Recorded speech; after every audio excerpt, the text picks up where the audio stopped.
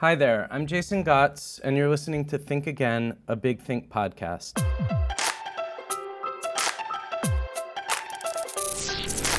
Since 2008, Big Think has been sharing big ideas in little doses from some of the most creative thinkers around. On the Think Again podcast, we take ourselves out of our comfort zone, surprising my guests and me, your host, with unexpected interview clips from Big Think's archives, ideas that we didn't necessarily come here prepared to discuss. Today, I'm so happy to be joined by Professor Eric Kandel of Columbia University. In the year 2000, he won the Nobel Prize in Physiology or Medicine for pioneering work on understanding how memory is stored in the brain by studying a particular type of sea snail with a relatively simple nervous system. In his recent books, he's been pioneering in a very different way, trying to bridge the gap between the quote-unquote two cultures of the sciences and the humanities.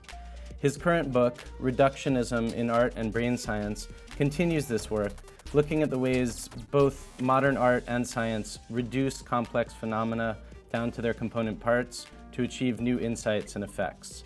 Welcome to Think Again, Professor Kandel.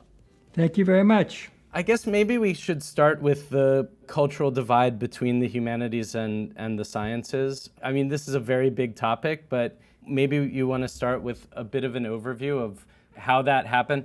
Yes, I mean, this was in the late 1950s and early 1960s. C.P. Snow gave a series of lectures and wrote a series of essays on the divide between the humanities and the sciences.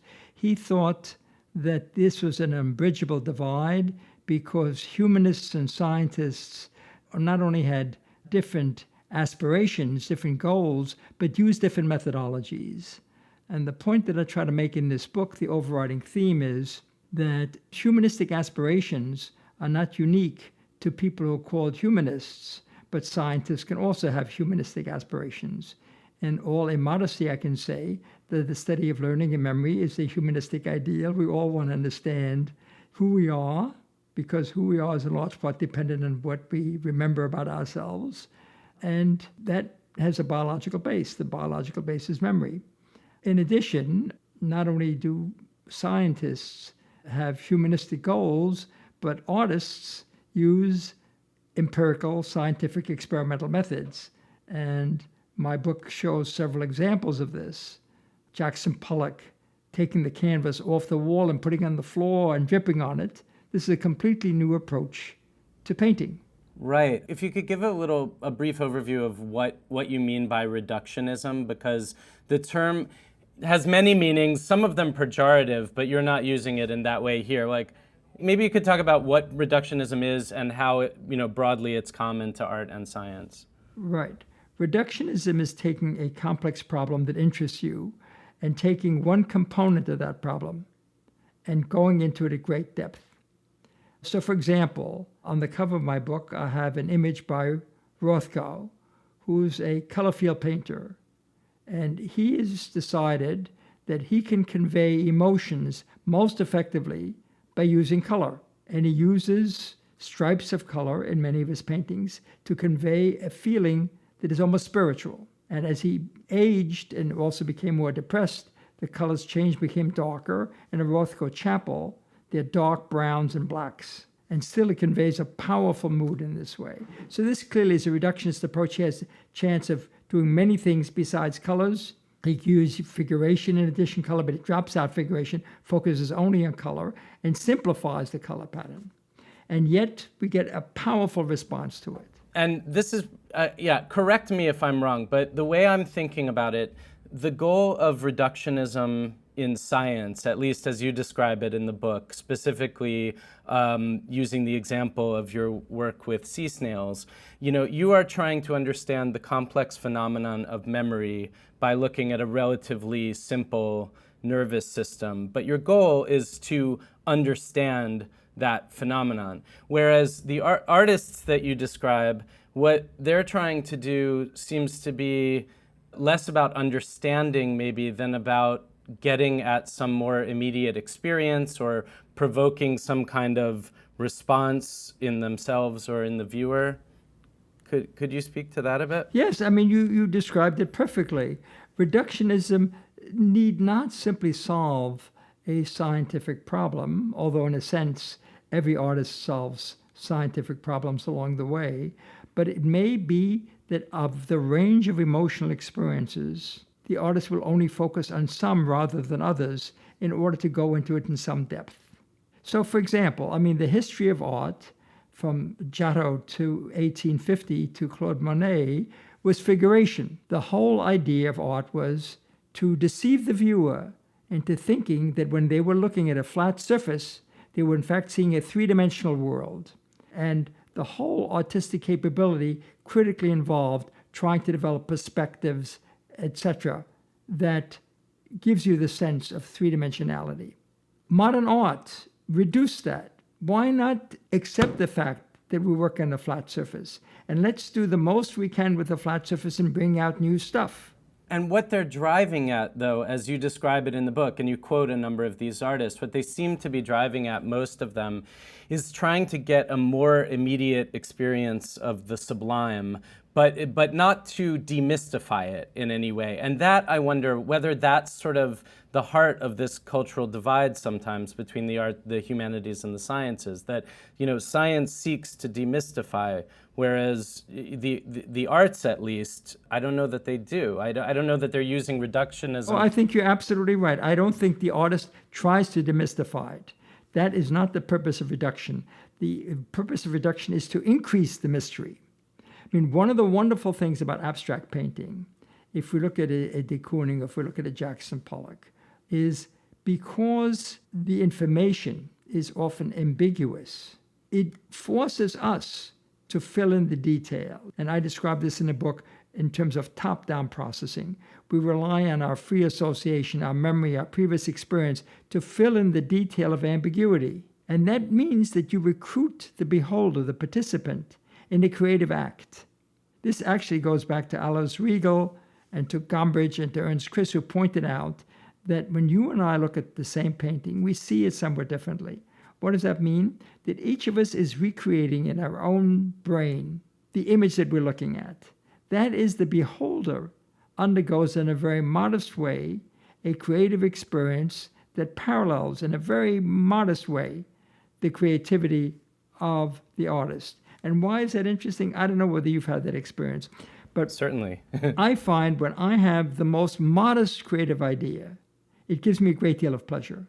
And I think one of the things that is so pleasurable about abstract art for those people who respond to it is that it gives you lots of room for your own creativity. So now, what's interesting, though, with these abstract painters, and not all the painters you describe in the book are abstract. Chuck Close uses abstraction to build up, portraits, but is that in a way they seem to be ceding some of the control of the artist over to the beholder's share, like increasingly, by saying, you're absolutely right. The beholder's share has a more prominent feature in abstract art than it has in figurative art. And this is one reason why some people don't like abstract art. Right. Too much work for them. But other people who enjoy this get a lot of satisfaction out of it. I guess where I was going with that is that it seems an unusual move for an artist. Like, our stereotype of artists is that they can be somewhat of control freaks, wanting total control over the process and over how the thing is perceived. I think that's definitely true of writers to some extent. But for them to make this move of, giving more and more over to the viewer is an interesting move. I get your point, and you're 100% right, but it is only one dimension of it. I think they are control freaks. I think that Pollock and de Kooning are perfectionists. And, I discussed this one painting that Rosenberg, who was a Shapiro, I guess, Professor Shapiro at Columbia, came to visit him and saw this and said, this is a wonderful painting. And de Kooning didn't want to release the painting, didn't think it was ready to go, because he still felt he could improve it. And he told him, this is a masterpiece, get it out right now. So, they are very much control freaks, but they're control freaks in the way they control ambiguity. Yeah, and they're controlling, I guess, their own experience, their own view. Right. Then it's up to the viewer. That's interesting. Okay. Well, I think that might be a good moment for us to transition into the second part of this. Yes. This first one is Jan Levin, who's an astrophysicist, and the video is called 3 Visionary Scientists Who Embraced Limitations to Have Creative Outbursts.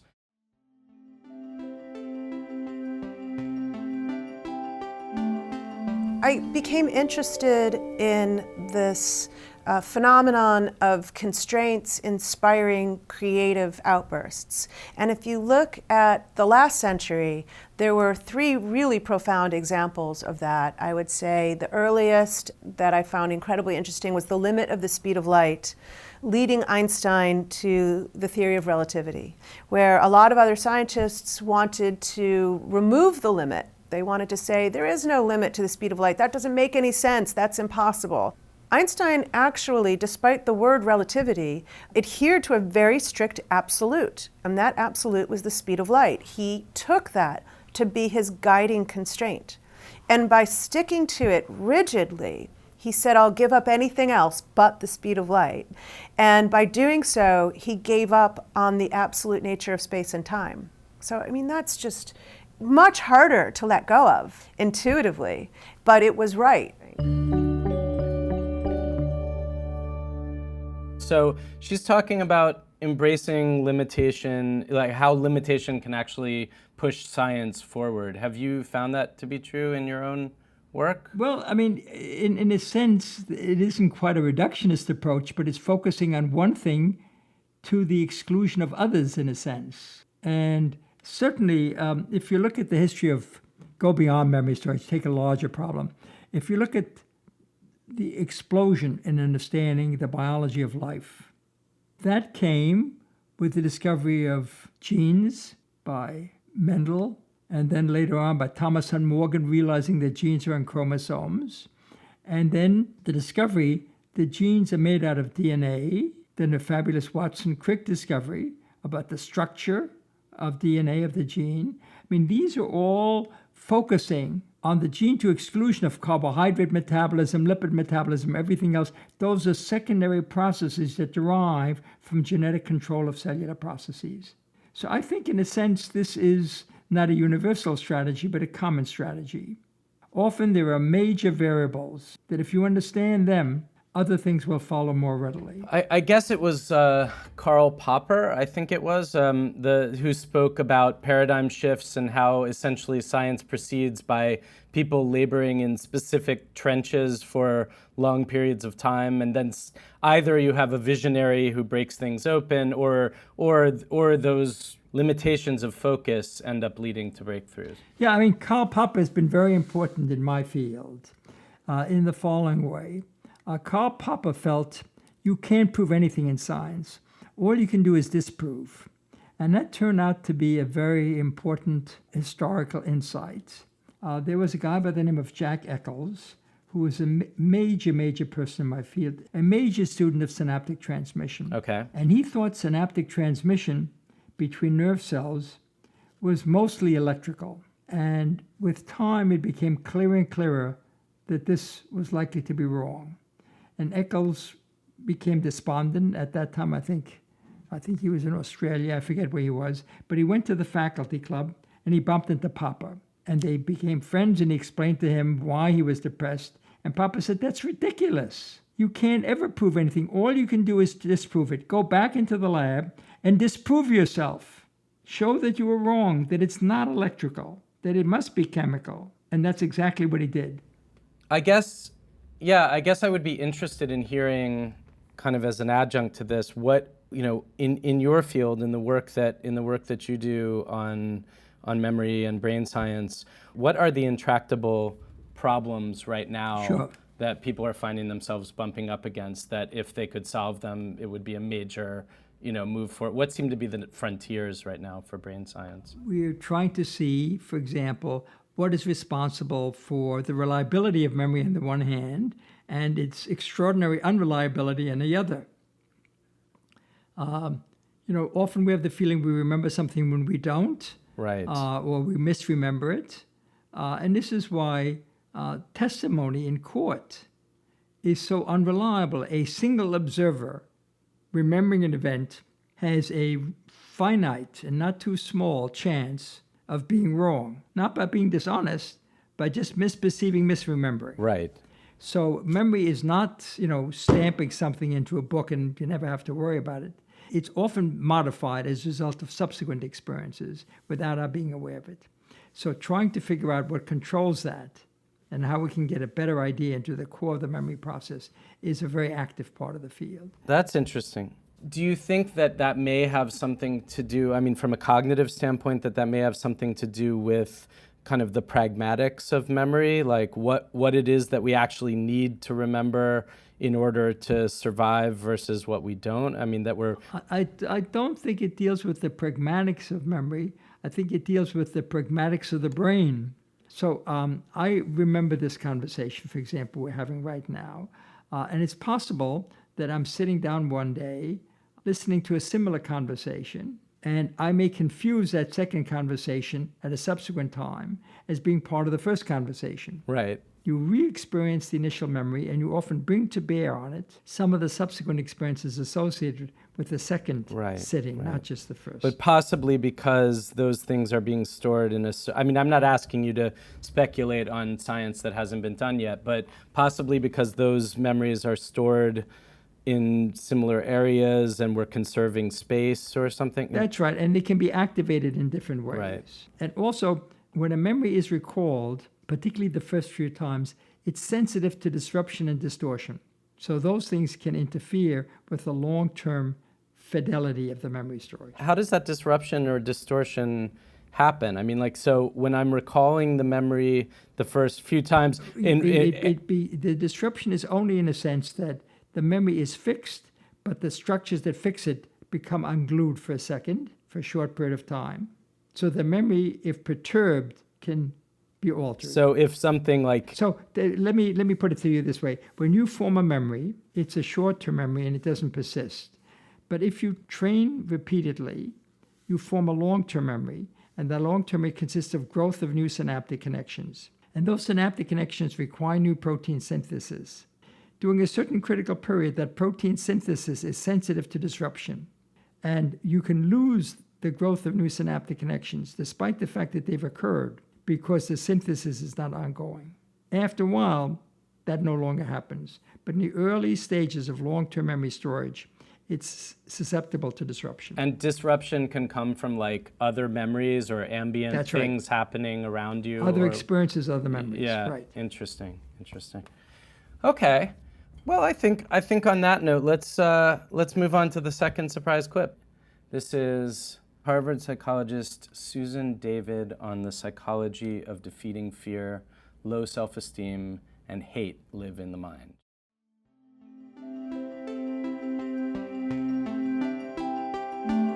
When we have politicians who are effectively demagogues, who are inspiring fear in us, that fear leads to very particular and relatively predictable responses. When we are fearful, there is this idea in psychological research of mortality salience, that when our mortality is threatened, when someone says, oh, this group of people is out to get you, and we feel that we are actively being threatened, we are more likely to stereotype, we are more likely to respond to messages that we hear time and time again, even if they are against our values, as somehow making sense to us. How do we protect ourselves against this? Daniel Kahneman describes System 1 thinking and System 2 thinking. System 1 thinking is the intuitive response that can sometimes arise out of fear. System 2 is the deliberate, thoughtful examination of what is this person saying? Is it aligned with how I really want to be? When we are able to step back from our fear, we are able to come to a place where we are ultimately protected from the demagoguery message. Okay, so we're talking about demagoguery and fear, and I guess an immediate point of reference in America in 2016 leaps to all of our minds immediately. Yes. I have earlier experiences like this. Oh, I would like to hear about that, yes. I'm Jewish, and I was born in Vienna, Austria. And when I was 9 years old, Right. Hitler marched into Austria and was received by the Viennese in Vienna, where I was living, with open arms. And immediately, people who had been our friends turned away from us and essentially became our enemies. And that's because Hitler had fantastic anti-Semitic propaganda. And he got this propaganda in part from an earlier Viennese. Hitler was in Vienna in 1906, 1910. And the mayor of Vienna at that time was a guy called Karl Lueger. And Lueger was a terrific orator, a tremendous campaigner. He wasn't even all that anti-Semitic. He had Jewish friends. He would say, I determine who's a Jew. But he had a fantastic way of saying, the reason you don't have any money is because the Jews are taking it away from you. So it scared the hell out of people, particularly those that didn't have jobs, convincing them that the Jews, by charging high prices, by creating works of art that are expensive, etc., God knows how many reasons, were destroying the quality of their life. So he created this environment of fear to which people responded. And Hitler wrote in Mein Kampf, I learned more from Lueger how to run a campaign than anybody else. And fear is, of course, a traditional way in which people build up opposition to one force in order to get support for another. And I found it very hard for the longest time to understand how people can listen to Haydn, Mozart, and Beethoven one day and beat up the Jews the next. I wonder what that did, for you, to you, in terms of your thinking about humans at that early age, to see that transition happen almost overnight. Like, do you have conscious memories of that? Of course. Yeah. Absolutely. My brother had built a shortwave radio set, and we were listening to it as Hitler marched into Vienna. And in Heldenplatz, 200,000 people came out and cheered him like mad. No, it dominated the scene. I walked the streets 2 days later, and a classmate of mine came up to me and said, Kandel, I'm never to speak to you again. That was horrible. And then you ask yourself the question, what is it that separates the good guys from the bad guys? And you come to the conclusion, I think the current campaign in the United States illustrates that every one of us is capable of good and of evil. Reinhold Niebuhr once said, the capability of people for good makes democracy desirable. Their capability for evil makes democracy necessary. That's well said. And I recently read a book called Machete Season, and it was about what happened in Rwanda. And it was primarily based on interviews with these people who had been just, workers, ordinary people living in Rwanda, who then became the kind of soldiers of this campaign, this massacre against their tribal enemies. And just the sort of mundanity of the way in which they described going out every day to hunt other people was extraordinary. Yeah, absolutely. Hannah Arendt called this the banality of evil. Well, it's a little bit, I was very irritated with her use of that. This was about Eichmann in Jerusalem. Evil is not banal, and many of the people, particularly in Eichmann's case, he was a major force. He was not a follower, he was a leader. But he was able to bring many people along. No, that's right. There are those people at the top who are very conscious and calculating and aware of what they're doing. Yes. I don't know, I can't, I'm not a psychologist, but I can't say whether Donald Trump is, personally aware or conscious enough of what he's doing to be considered truly evil. But with his followers, you want to look at it and you want to say, these people are crazy, these people are stupid, but obviously that's not the case for all of them. Obviously our brains are vulnerable to this kind of manipulation. I think that this is what the Trump movement has shown, is you would never think that a movement like this could succeed in the United States. And it's amazing how far it has gone, although it is clearly fading. And that is that there are people who are dissatisfied with certain aspects of our lifestyle to whom he appeals. And he does it by phobia of strangers, preventing people from coming into the country, et cetera, et cetera, et cetera. Do you have any thoughts or insights from your vantage point, I mean, of having experienced what you did as a kid and seeing this happening in America now, into sort of what would be a better way to engage the people that are following Trump now? Like, what is America not doing? I mean, I know you're not trying to run the country, but I'd be curious. I'm not sure I could. I mean, I'm so startled by the success.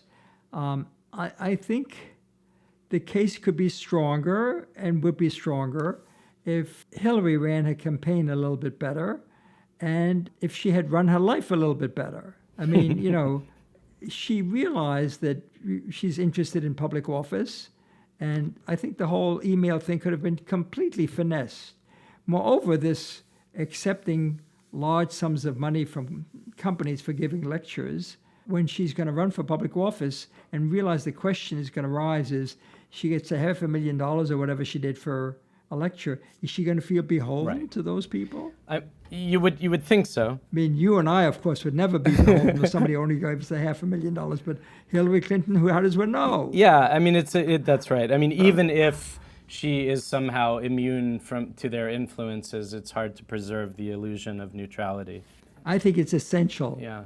I think she made mistakes. And I think one of the reasons Trump is more successful than he might have been is that Hillary, although I much prefer her, and I think she'd probably make a very good president, did not handle herself in her public life in an ideal fashion. She did not handle herself the way Obama has handled himself, which I think is extraordinary. Sure.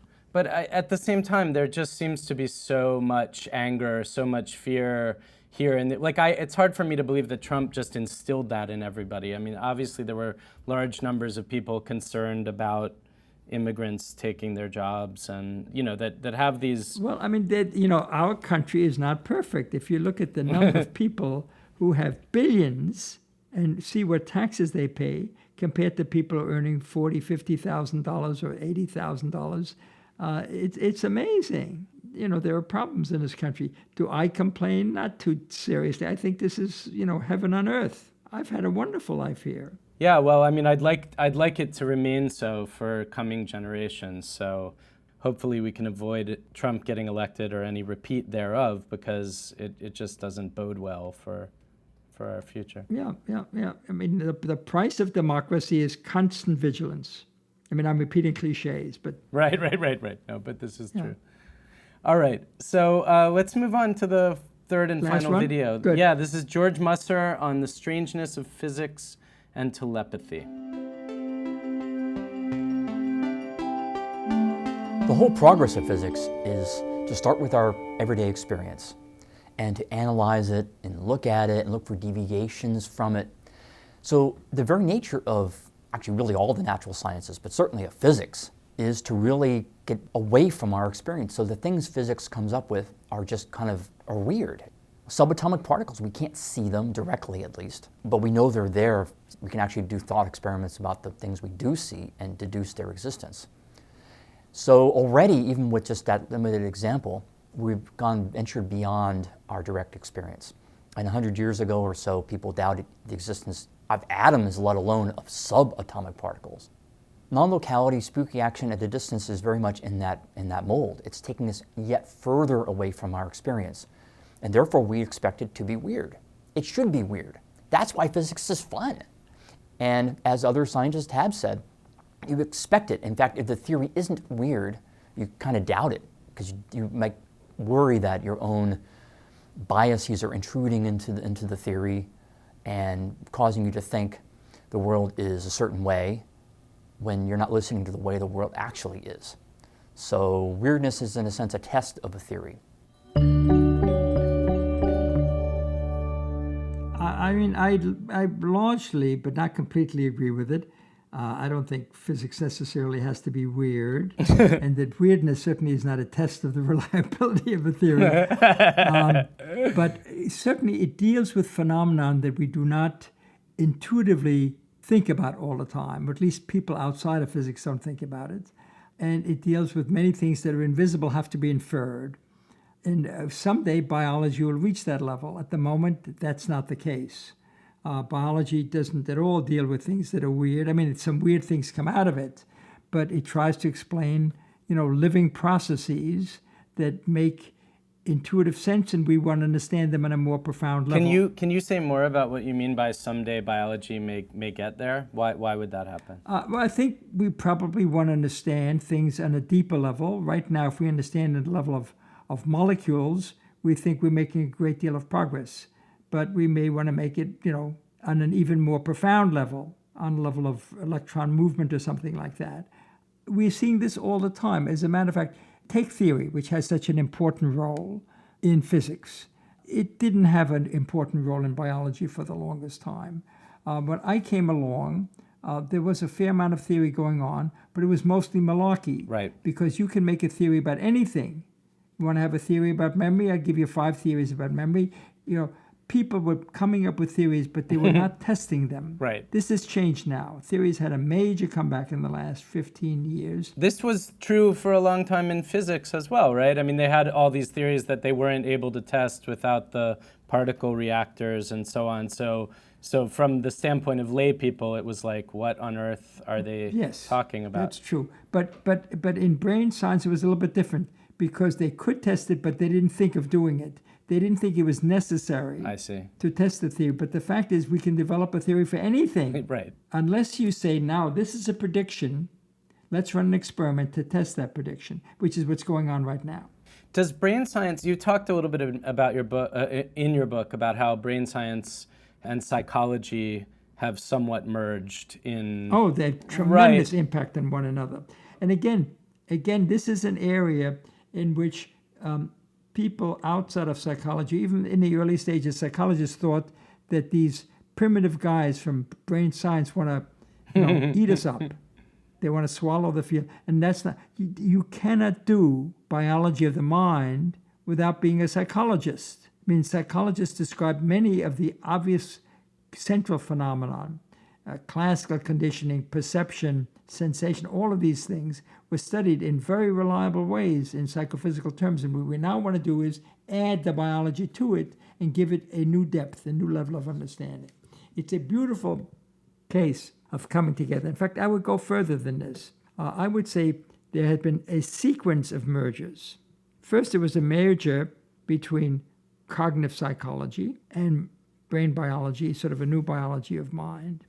But at the same time this was occurring, there was Watson and Crick and Gilbert and all these people coming along developing molecular biology. And so the approaches of molecular biology, cloning genes, sequencing them, figuring out their function through mutations, became applicable to the brain. So we can now test many of these ideas with powerful molecular approaches, knock out this gene, get rid of this particular protein. Right. So this put brain science in a completely new level. That's interesting. I mean, going back to the test case of psychology and brain science, though, that is kind of a beautiful model, I suppose, for the reconciliation of the sciences and the humanities in a way, because... Well, psychology, in all fairness, by the time we got around to it, was no longer part of the humanities. Right. Brain science is part of the humanities. I mean, it is a humanistic discipline, but psychology at that time, cognitive psychology, was empirical, laboratory rigorous, tested,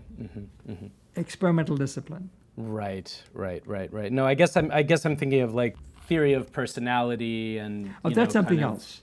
The psychodynamics of it, that's still soft. In fact, I was interested in psychoanalysis. I wanted to become an analyst at one point, and I'm glad I didn't go that direction because psychoanalysis is dying, and one of the reasons it's dying is it has not become empirical. Right. And yet we do have these big questions, about meaning, identity, what it means to live a good and authentic life. Absolutely. Some of which are... Absolutely. And you can ask him. There is a guy called Aaron Beck who developed cognitive behavioral psychology. I don't know whether you know this about. He was interested in testing one of Freud's ideas.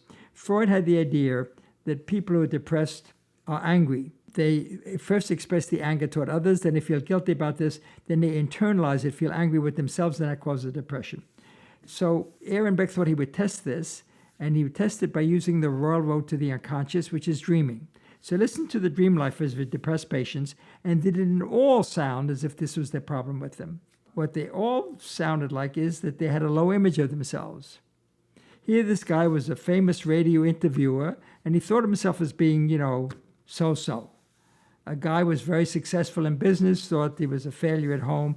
The low image. And as he began to address himself to this issue of low image, saying, why do you think you're like this, Joe? Look, your family really enjoys you and appreciates you. He began to alter his behavior, and cognitive behavior therapy developed. So what Aaron Beck did is to write a cookbook so you and I could do the same thing. I see. And he asked other people to do this, and they were able to get the same results. And then he did empirical outcome studies with controls showing that mild and moderate depression are significantly helped by cognitive behavior therapy. Severe, not so much, but synergistic with antidepressants, it works very well. So you can take these concepts and make them scientific. Right. It just hasn't happened by and large in psychoanalysis. We don't know if it works, under what circumstances, and how it works. And that's got to come if it's going to survive at all. Okay, well, Eric Kandel, it has been wonderful talking to you today. Thank you so much for spending your time on this show. This has been a lot of fun, and to our audience, I would strongly recommend Professor Kandel's new book, Reductionism in Art and Brain Science. It is fascinating, beautifully written, the science is explained incredibly clearly, and it's full of gorgeous reproductions of modern paintings. Thank you so much for your time, Professor Kandel. Oh, thank you for inviting me. This is very enjoyable for me.